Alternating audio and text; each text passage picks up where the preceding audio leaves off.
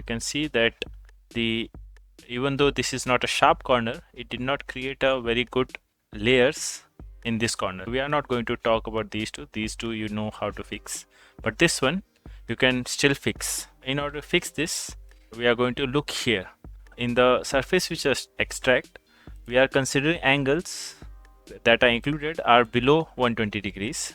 If I change this to 170, that means almost straight angles, then run this. Now if we check the mesh, it is little improved, but still it is not capturing this. Let's try one more thing, which is clearly this did not fix the problem. We'll again try the baffle geometry. Let's do that.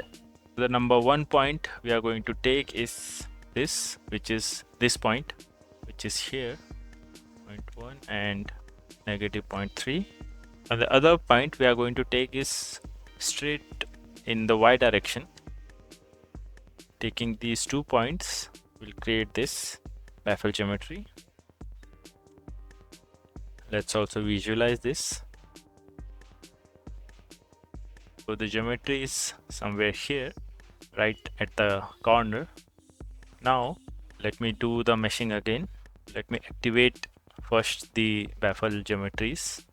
It was here. Now again 92%, and let's see if it fixed the problem. Again no change. Now we'll try to add layers here. The layers are here. First of all, I think we were not reading the geometry. Let's try with this.